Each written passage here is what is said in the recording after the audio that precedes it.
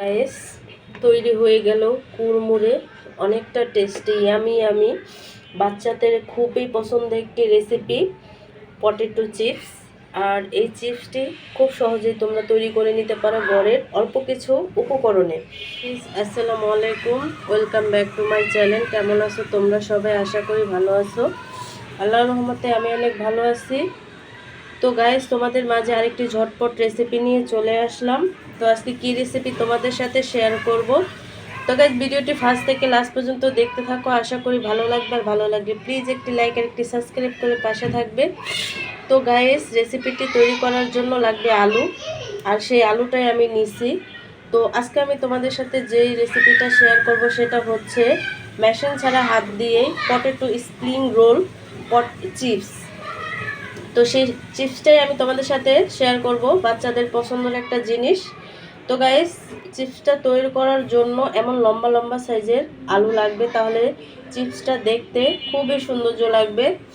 আর সাথে লাগবে এমন কাঠি। তো এইরকম কাঠির সাহায্যে আমি এই পটেটো স্প্রিং রোল চিপসটা তৈরি করব। তো গাইস, ভিডিওটি ফার্স্ট থেকে লাস্ট পর্যন্ত দেখতে থাকো, আশা করি ভালো লাগবে। গাইস দেখো, এই আলুটাকে আমি এভাবে তৈরি করে নিছি বোটের সাহায্যে।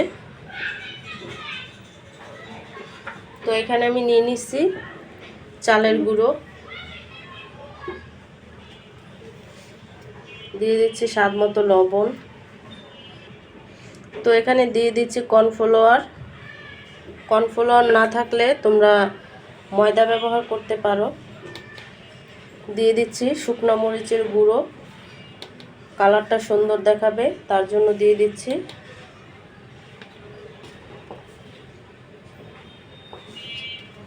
দিয়ে দিচ্ছি সাদা গোলমরিচের গুঁড়ো, ঝালটা যেমন খাবে তেমন দিবে।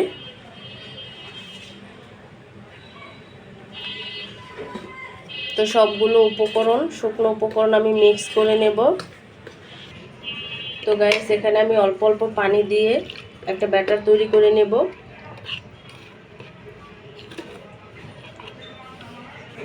তো গাইস দেখো, ব্যাটারটা তৈরি করে নিছি।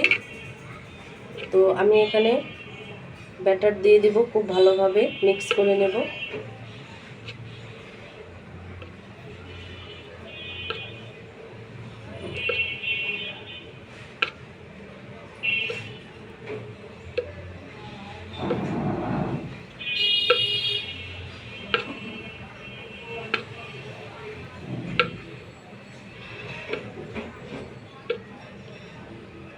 দেখো, একটা তৈরি হয়ে গেল।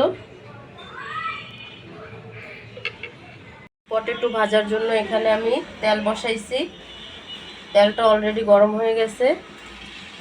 তো পটেটোগুলো আমি ছেড়ে দিব এক এক করে।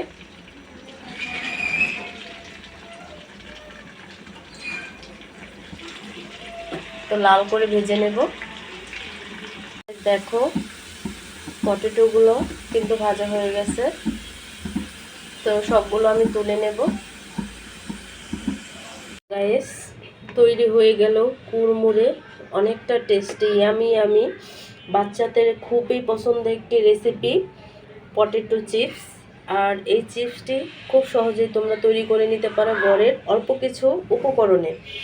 তো গাইস, এই পটেটো চিপসটা সবচেয়ে বেশি টেস্ট লাগে সুস্বাদু এই সস দিয়ে, খেতেও অসাধারণ লাগে। দেখো কতটা কুড়মুড়ে হয়েছে। এই চিপসটা খেতে কিন্তু খুবই অসাধারণ টমেটোর সসের সাথে। তো গাইস, এইভাবে তোমরা ঘরে তৈরি করে নিতে পারো এই চিপসটি।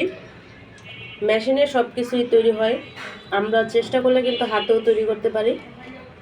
আমি বোটের সাহায্যে এই চিপসটি তৈরি করে নিছি।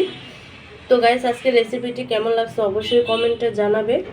তো অন্য কোনো রেসিপি নিয়ে তোমাদের মাঝে আবার চলে আসবো।